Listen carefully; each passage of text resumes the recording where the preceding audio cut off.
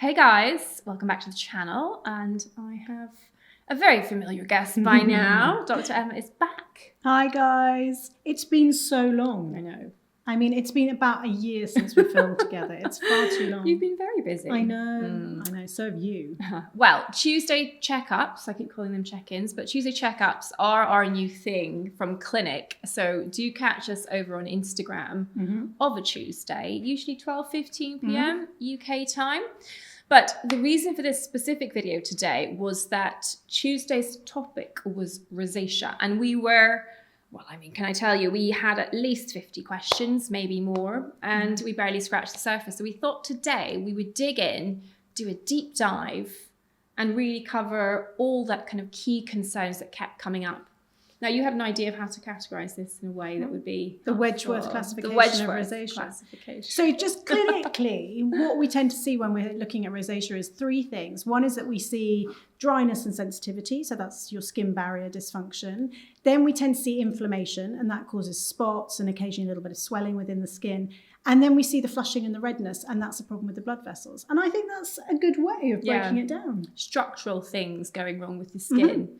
So we're going to talk about preventative measures, things that you can easily manage if you think you might be on the rosacea spectrum. And it is a pretty big spectrum from those that just have a little hint of a prolonged blush right through to those with fixed redness, spots that never really go, that persists, and really talk about what things really kind of move the needle when it comes to prevention. Yeah.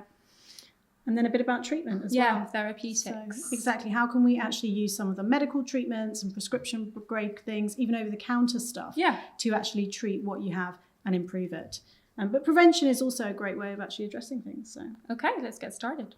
So with prevention, let's start with skincare, which is probably one of the biggest areas where we see things that could be improved on a really simple level. So let's start with cleansing, shall we? Cleansing, great place to start. Keeping it gentle. So really trying not to strip down your skin barrier function, because actually that can exacerbate all of the aspects, I think, of rosacea. So I think that's a really key part with cleansing. Yep. What sort of products do you like? Unfragranced. Yeah, non-foaming. Non-foaming, I mean, tick, tick. So love a bit of La Roche-Posay, Toleriane, Dermo-cleanser. Yeah.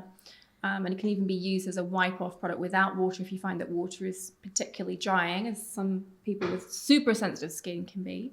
I tend to use a little bit of water. I mean, we do struggle in London because we have such hard water, and we know that that can be a bit stripping. But I do tend to find that a bit of lukewarm water just gets rid of the residue. Excess. Yeah, exactly. Yep. But you're right. If you're super sensitive, then you have to go for cotton pads. Yep.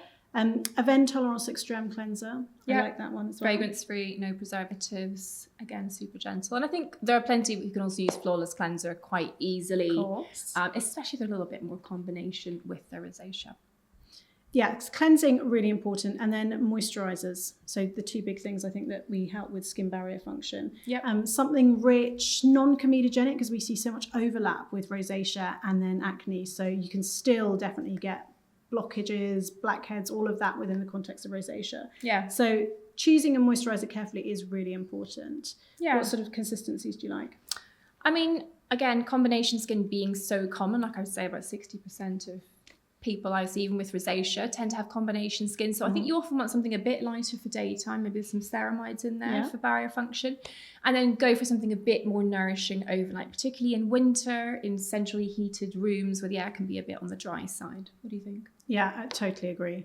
I like the combination of something lighter in the morning, because then particularly if you're wearing makeup, if you put something really heavy on, often by midday or early afternoon, people will be like, exactly. So switching it down in the morning and up in the evening, I think is a really good idea. And I think by using something that might make you even a little bit shiny at night, you're kind of creating space for something a little bit more, not necessarily matte, but do you know what I mean? Less dew factor in the day. And I think that's a better base for makeup quite often. Really important. Yeah. So cleansers and moisturizers, key in rosacea. What about the what nots to do? Because I think there's quite a few don'ts when it comes to rosacea. Physical exfoliation. I know. Never really a good idea, but in the context of rosacea, absolutely not. The combination of the mechanical force, the abrasion, plus any sort of product which has got active ingredients in, I think is a really bad combination. Bad idea. And I think at the same token, toners are so often not helpful. I mean, I think it is a ritualistic thing often handed down, but I mean, do you use a toner ever? Of course not. I mean, and you were saying like, there is not really very much point unless you're super, super oily. That's the only time when sometimes I do it. When people exactly are choice, super oily. Like yeah. But actually the whole sort of, in the context of rosacea, toners, I don't think have any real purpose. Quite. Okay then. Sunscreen as part of a prevention strategy. I was just itching. I was just sitting here waiting to the trigger. How could you do that to me? No, it's so cruel. Yeah, right. Sunscreen. So when you think about rosacea and trying to prevent it, you can't really change your genetics, and that's a big part of rosacea. But you can change all the trigger factors that can make things worse. And from my perspective, I think from outside, UV is one of the biggest trigger factors that we tend to see. So sun protection is such a key part of maintaining rosacea. I mean, I think you definitely get a mix, don't you? Those who find winter hardest and those who find summer super challenging. But there's no doubt that if you are sort of constantly in a potentially low-level inflammation state in your dermis, you are also at risk of anti-aging concerns more quickly as well. Yeah. So I think it's quite common to see signs of premature aging in context of rosacea, particularly if it's been left unchecked. So early adoption, physical sunscreen, are we saying? Sunscreen. In the main? I think actually well formulated something with some chemical sunscreens, some people can actually tolerate. So whereas before I might have been really dogmatic about mineral sunscreen only in the context of rosacea, I think there is room for a very gentle chemical sunscreen and gentle formulation, but to play it on the totally safe side, mineral sunscreen. Yeah. I mean, I think also as your rosacea becomes better controlled, you can often introduce products later on that maybe weren't ideal for you whenever things were kind of flary and fiery. But I would always say make one skincare change at a time if you are trying to, say, introduce a new style of sunscreen into your daily routine. But basically it's whatever you can get to work with you every day. It's that sunscreen. Definitely. The best sunscreen is the one that you use every day. Generously. Yes, exactly. Generously. But sunscreen is a must every single day. And often people will say, but do I have to use it every day? And the answer really is yes. I think that the UVA waves that penetrate quite deeply will be part of actually what makes rosacea worse long term. Not immediately, but longer term. So daily, every single day, yes, is the answer to that. So we've talked about environment. Yeah. We've talked about skincare, because both are actually common triggers or causes of a flare, shall we say. What about diet? Diet. What are your thoughts? Yes, very important. That was a really common question, actually, that we didn't get to touch on Tuesday. So I think what's difficult to know is what exact foods make things worse sort of longer term. Some people will have immediate triggers. So anything that causes the skin to flush. And from my experience, that's things like alcohol, occasionally caffeine, occasionally spicy food. Anything that brings the blood vessels to the surface will immediately make things a bit more active. And then there are other foods which longer term may be either detrimental or helpful. What's your sort of things? As a coffee drinker, I definitely think caffeine can play quite a big role. I mean, maybe it's the heat in the beverage. I think it's a mixture of the two potentially. So I think that's definitely a common cause of a bit of a prolonged flush. Alcohol, yes, especially red wine, big histamine releaser. And long term, I think, really seeking out that anti-inflammatory diet. That's it. That's it. Minimal sugars, minimal refined foods, lots and lots of antioxidants. Yep. And that was one thing we didn't mention in skincare. Blueberries, tomatoes, all those kind of colourful, eating the rainbow Mediterranean style. Yeah, I think it's always good for skin health, but particularly so for inflammatory disorders. And good fats. So essential fatty acids in either like oily fish or things like avocados, nuts, seeds, really trying to help. Again, I keep going on about it. She's the barrier queen, barrier people. function. Yeah, absolutely. So that can be helpful. Any final thoughts and things that prevent that we haven't covered? Well, people often ask me about exercise because basically if you have rosacea and you exercise, you go really red. So people worry that actually doing exercise is going to make things worse. I always say just to exercise as normal, but there are a couple of things that I tend to avoid against. So being really careful when you're outside, and maybe some sort of preventative moisturizers. I like some of the barrier moisturizers, which can be quite helpful to prevent against sort of chapping and things. So Avene Cyclophote I sometimes use because it's got sort of zinc in it. It's quite rich. That's a good idea. And how does that fit with sunscreen? So just before your sunscreen, you have to leave it to sink in for a bit. It is quite heavy. But I think if you're skiing and things, skiing, nightmare for rosacea, sorry. Altitude and super duper cold. Yeah. So lots and lots of time between your steps to make sure that that richer sort of skincare is indoors is really heated. And you're drinking alcohol quite often. It's a disaster. But it's still fun. Let's be honest. No, sure. And then avoid things like saunas and steam rooms. I would advise that, unless it's like a once in a lifetime spa trip. Intentional vasodilatation, let's not do that. Just I think. Don't even go there. It's not worth it. Yes, I agree. And hot yoga, things like that. I think, again, a bit tricky. Don't seek out extra heat when you're already going to be in a kind of I've advised against hot yoga. Yeah, I agree. And then topicals. Vitamin C, what's your feeling about that in rosacea? I like it. Anything that I think you can do to prevent against environmental damage and UV, because I sort of do think that your antioxidant works in synergy with your sunscreen. And so anything you can do to enhance that, I like it. But you have to be careful about the formulation, don't you? Because unfortunately, L-ascorbic acid needs a relatively low pH for absorption. So I do think this may be an instance where the vitamin C esters may have a role to play. There's a bit less data, but they are generally slightly better tolerated. Yeah.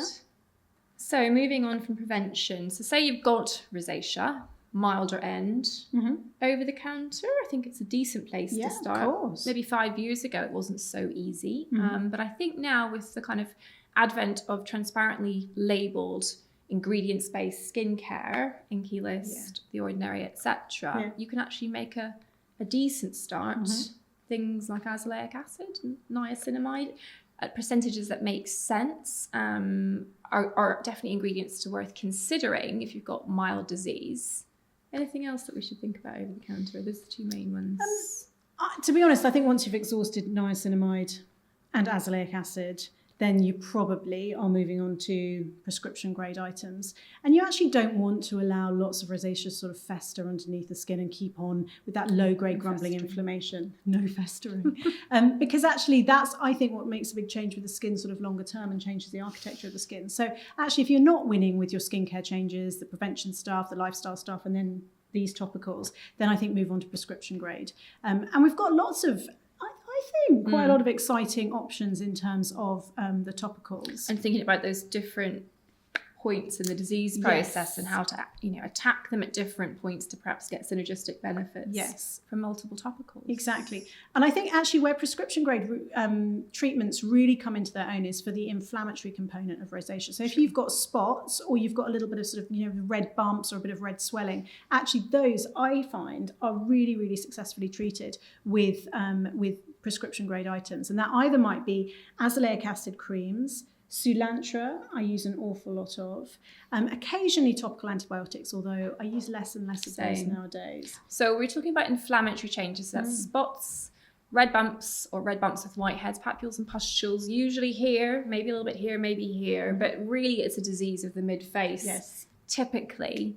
And Soolantra, which is probably, I think, one of the newest but most effective of the new drugs, ivermectin. So it's working against the Demodex mite. Now, what do you think in terms of Demodex as actually being the kind of the main problem, or just a sort of a bystander watching the inflammatory process in the skin go a bit awry? Bystander. I think it's like the Pac-Man of inflammatory cells. It's just there because there's so much going on, lots of inflammation, and it just likes sitting and sort of eating those things up. Thriving in bad times. Yes. And then it probably is more pro-inflammatory. So a sort of symbiotic relationship. You get more inflammation, you get more Demodex, you get more inflammation, and it just goes on.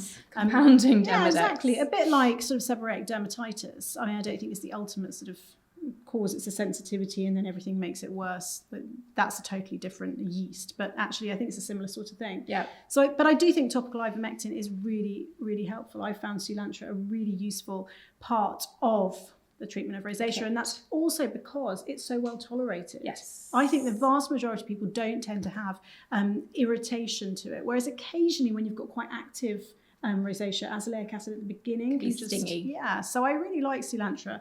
And I often use it in combination with azelaic acid as well. So start Soolantra, and then as things get better, bring your azelaic acid in morning time, and then transition maybe onto azelaic acid twice a day, and then pulse Soolantra in there as and when life gets hectic and things flare up a bit. Yeah.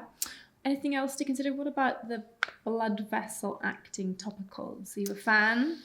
So unfortunately not. No, not the ones not that yet, are available anyway. in this country, exactly. So I don't tend to use much Mevaso.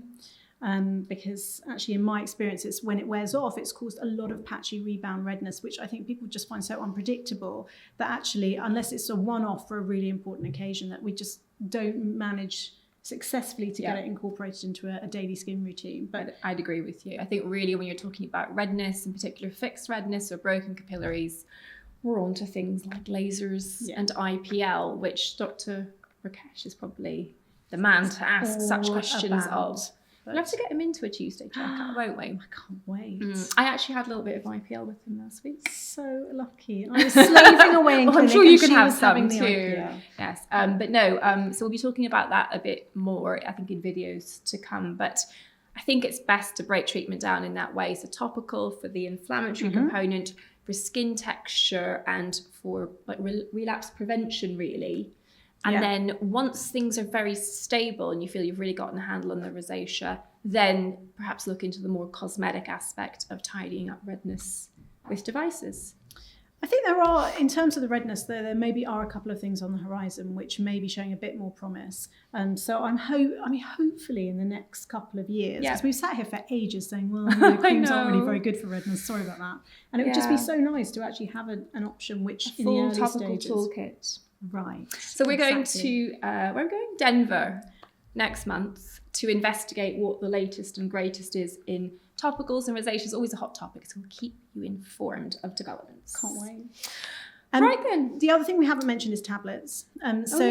If you have got quite significant rosacea, then tablets actually work really well. And there is evidence that if you combine tablets, antibiotics with something like Soolantra, it probably works a bit quicker as well. Sure. So oral, like limacycline is the one that I tend to use.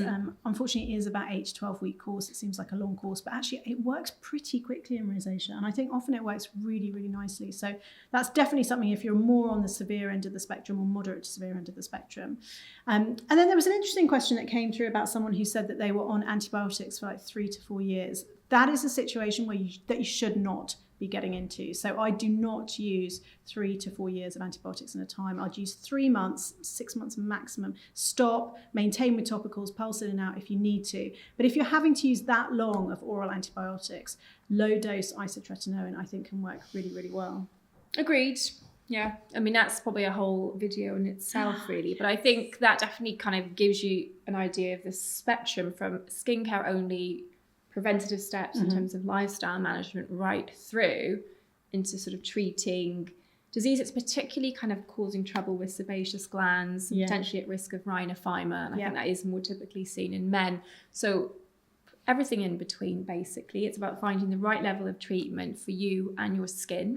Yeah, definitely. And doing something about it. So I think if you notice that you are getting a bit flushy or you're getting a few red bumps, it's actually to get in really early, even with the prevention stuff that we're talking about. Because if you can actually stop all of those changes from happening, you are going to save yourself a world of treatment a bit later down the line. So really, really taking stock of what you have in terms of the skin and actually doing something about it early. Positive note to end on. Well, we should. I think people with rosacea get a lot of negative Nip it notes. in the bud, get in there, 100%. But I think that was informative for me. Good, informative for me. So I hope you enjoyed that, guys. We look forward to your comments. So please make sure you're subscribed and like the video. And we'll be back for more in the very near future. Bye for now. Bye.